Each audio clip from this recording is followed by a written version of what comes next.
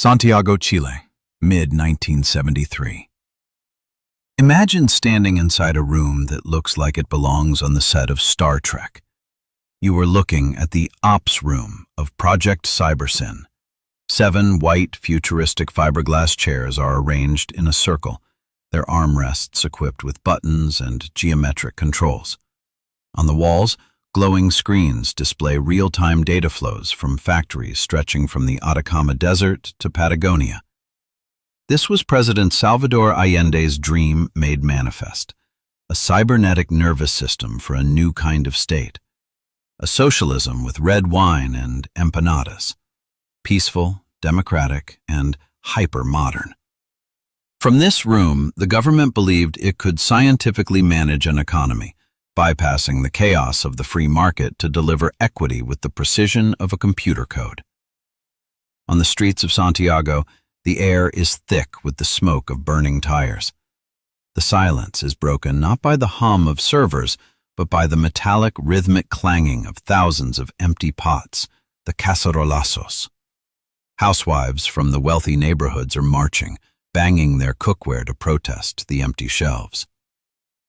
Here lies the central paradox, the brutal irony of the Chilean experiment.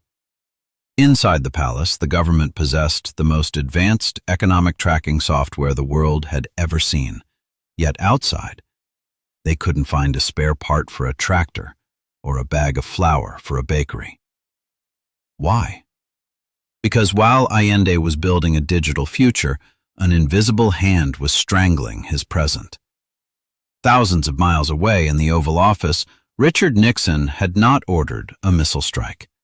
He had ordered something far more lethal and far less visible. He commanded the CIA and the U.S. Treasury to make the economy scream. This wasn't a failure of logistics. It was a masterpiece of financial asphyxiation. The copper was still in the ground, the factories were still standing, and the workers were ready to work. But the credit lines had vanished, the spare parts had stopped arriving, the dollars had evaporated. What you are about to witness is not the story of a typical military coup. It is the autopsy of an execution. We are going to dissect how a sovereign nation was systematically deconstructed, financially, psychologically, and militarily, long before the first tank rammed the gates of the presidential palace. To understand the checkmate, we must first look at how the board was rigged long before the first pawn was moved. In 1970, Salvador Allende didn't just walk into the presidential palace. He squeezed through a crack in the door. Won the presidency with a razor-thin margin, just 36.2% of the vote. He was the first Marxist leader in the Western Hemisphere to be elected democratically, but his mandate was fragile. He was a man trying to steer a ship through a hurricane while half his crew wanted to mutiny and the other half wanted to burn the ship down to build a raft. Allende was a constitutionalist. He believed in the rules. He believed that if he followed the law, the system would protect him. Shift your gaze from Santiago to Washington, D.C. In the corporate boardrooms of ITT, International Telephone and Telegraph, Anaconda, and Kennecott, panic had set in. These weren't just companies. They were empires that owned Chile's nervous system and its bloodstream. Anaconda and Kennecott controlled the copper mines, the red gold that accounted for 80% of Chile's export revenue. When Allende spoke of nationalization, he wasn't talking about politics. He was talking about seizing the crown jewels of American corporate power. For Richard Nixon and Henry Kissinger, this was unacceptable. But it wasn't just about protecting corporate profits. It was about credibility. If a socialist government could succeed peacefully in America's backyard through the ballot box, it would send a more dangerous message than any armed revolution ever could, that there was a viable alternative to U.S. hegemony that didn't require a gun. So the board was set with a lethal imbalance. On one side, you had Allende, armed with a minority government, a polarized population, and an economy that was effectively a company town dependent on a single commodity, copper, whose price was set in London and New York. On the other side, you had the combined weight of the U.S. State Department, the CIA, and global capital markets. They didn't need to invade. They simply needed to exploit the structural weakness of the Chilean economy. They knew that Chile needed to import food to eat and spare parts to run. The strategy was simple and cold-blooded. Do not touch the man. Starve the country. As 1971 turned into 1972, the trap was primed. Allende believed he was playing a game of domestic politics, trying to negotiate with the Christian Democrats and appease the radical left. He didn't realize that his opponents weren't just the politicians across the aisle. His opponent was the global financial architecture itself. The trigger was pulled on July 11, 1971. It was christened the Day of National Dignity. In a rare moment of unity, the Chilean Congress voted unanimously to nationalize the copper mines. Allende declared that the American giants, Kennecott and Anaconda, had already extracted enough wealth to pave a road from Santiago to New York. He deducted these excess profits from the compensation, essentially telling the world's most powerful corporations, "You owe us. We don't owe you." It was a bold, sovereign claim to hard assets. But the empire didn't need the mines to destroy the miner. They simply seized the tools required to dig. The retaliation was an invisible blockade. There were no naval destroyers off the coast of Valparaiso, no soldiers at the border. Instead, the mechanism of destruction was bureaucratic, quiet, and devastatingly effective. It started with the spare parts. This was the genius of the American trap, technological dependency. Chile's industrial backbone was American-made. The trucks that carried food were Fords and Kenworths. The machinery in the textile mills, the turbines in the power plants, all stamped "Made in USA." When Washington cut the credit lines, they didn't just cut off money, they cut off the entropy valve. Within months, the country began to rust. A $50,000 truck was rendered useless for the want of a $5 oil filter. Public buses were cannibalized, stripping parts from one to keep another running. In the countryside, tractors sat silent in the fields while crops rotted, not because the farmers wouldn't work, but because the gears wouldn't turn. Simultaneously, the financial noose tightened. The World Bank and the Inter-American Development Bank, under heavy U.S. pressure, suddenly found Chile uncreditworthy. The flow of dollars stopped. This was the transaction in its rawest form. Chile had seized its hard assets, copper, but in exchange, it lost its operating system, global commerce. While Allende's engineers were frantically coding Project Cybersyn to optimize distribution, the physical reality was collapsing underneath the digital dream. The telex machines could report a shortage of flour in real time, but the government had no trucks to deliver it and no dollars to buy more. The hidden cost here was not just money. It was the theft of functionality. The U.S. successfully decoupled Chile's wealth from its value. Copper is valuable only if you can sell it, and machinery is useful only if you can maintain it. By breaking the supply chain and freezing the accounts, the mechanism of transfer was complete. The U.S. had successfully turned Chile's own infrastructure into a liability, transforming a functioning nation into a paralyzed giant waiting for the final blow. As the physical gears of the nation ground to a halt, the government reached for the only lever it had left, the printing press. This was the structural trap, designed with cruel precision. Denied access to international credit and facing a revenue collapse from the copper blockade, Allende was forced to print escudos to keep his social programs alive. It was exactly what his enemies anticipated. The result was a monetary fever dream. Inflation didn't just rise, it exploded, soaring past 140% and eventually spiraling toward 500%. Money ceased to be a store of value and became a hot potato. A worker would be paid in the morning and have to sprint to the market to spend it by noon, knowing that by evening, that same stack of bills might not buy a loaf of bread. This destroyed the very foundation of the Chilean middle class. The doctors, shopkeepers, the engineers, people who had spent lifetimes saving, watched their security evaporate in weeks. Panic is a powerful political weapon, and the CIA knew exactly how to weaponize it. While the official economy collapsed, a shadow system emerged: the black market.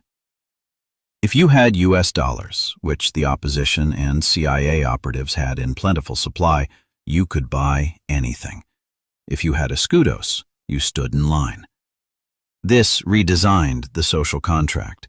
It created a reality where survival meant bypassing the state. The trap was successful.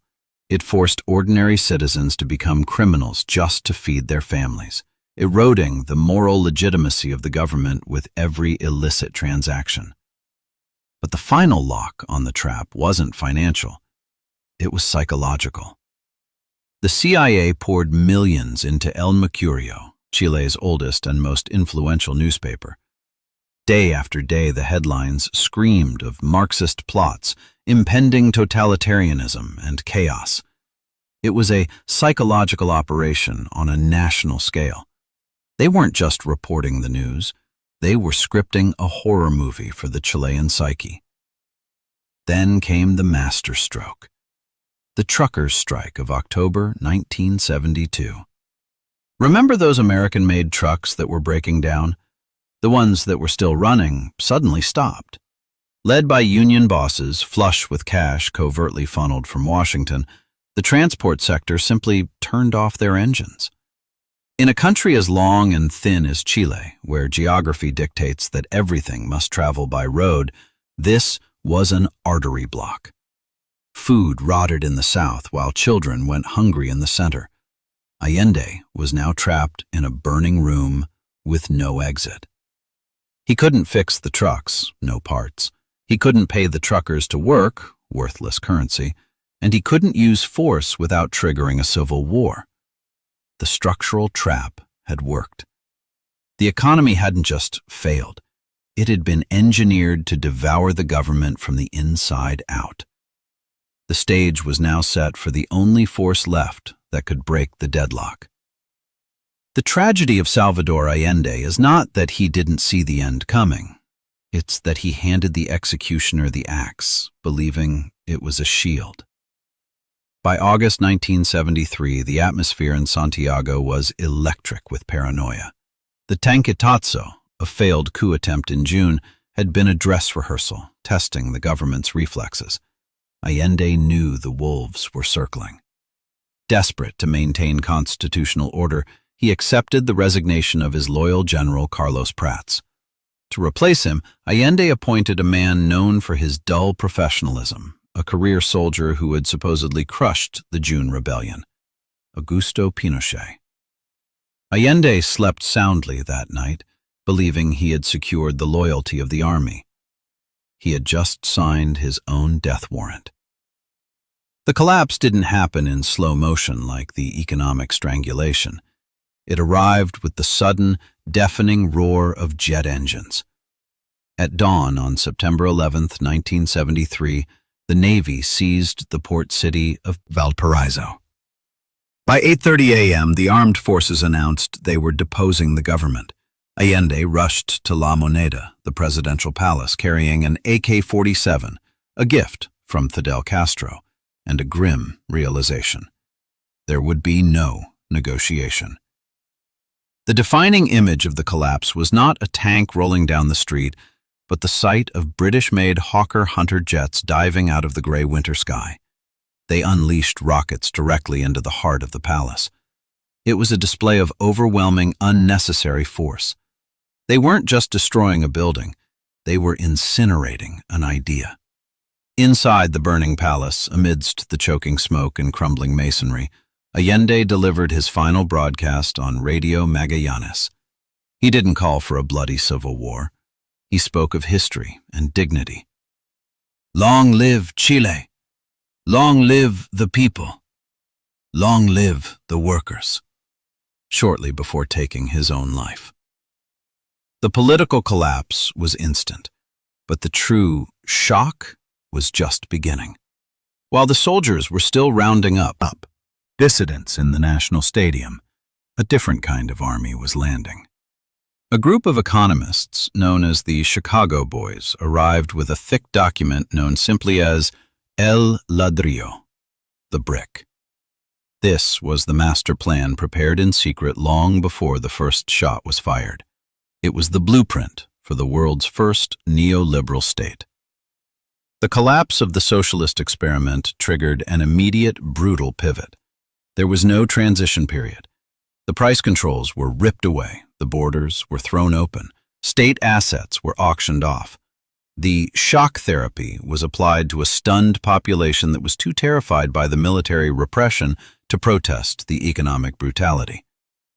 The dominoes had fallen exactly as the architects intended. The chaotic democratic dream was dead, replaced by a silent, orderly, and ruthless market discipline. Fast forward 50 years. Stand in the center of Santiago today, in the shadow of the Costanera Center, the tallest skyscraper in South America. The glass glimmers in the sun. The streets are lined with Starbucks and Apple stores. By every macroeconomic metric, the Chilean miracle was a resounding success. Inflation was tamed, GDP soared, and Chile became the jaguar of Latin America, the darling of Wall Street and the World Bank. The audit of 1973 reveals a chilling transaction. The stability of the Chilean economy was purchased with the destruction of the Chilean society. The wealth was generated, yes, but it flowed upward into the hands of a tiny elite, creating one of the most unequal societies on earth. The Chicago Boys proved their hypothesis, but they did so in a laboratory where no one was allowed to scream. They proved that a pure free market works best when it is protected by a police state. The ultimate tragedy of the Chilean experiment brings us back to that white, futuristic room we started with, Project Cybersyn. After the coup, the military found the operations room. They didn't understand it. They saw the chairs, the screens, and the data feeds, and they saw a threat. They took knives to the upholstery and smashed the screens. The room was destroyed not because it didn't work, but because it represented a dangerous idea, that technology and economics could serve the people rather than the market. The fall of Allende teaches us a brutal lesson about the nature of sovereignty. Allende tried to build a socialist house on a capitalist foundation. He tried to rewrite the software of the state while his enemies owned the hardware. You cannot claim political independence if your currency, your supply chains, and your debt are controlled by a hostile power. The United States didn't just defeat a president. They defeated the very idea that a nation can choose a third way outside the global hegemon's design. As the smoke clears from history, we are left with a haunting realization. The invisible blockade that strangled Chile is still the most powerful weapon in the modern arsenal. Today, it's not called a blockade, it's called sanctions, swift exclusion, or trade tariffs. The ghost of Salvador Allende stands as a warning to every developing nation. Sovereignty is not a flag or a national anthem. Sovereignty is the ability to feed your people when the credit lines are cut. The game ended on September 11, 1973. The board was reset, but the rules established in the blood and fire of Santiago are the same rules that govern our world today. The house always wins. Subscribe now to stay ahead of the times, because when history is written, you'll want to be among the few who recognized what was coming early. Thank you for watching and being part of the journey.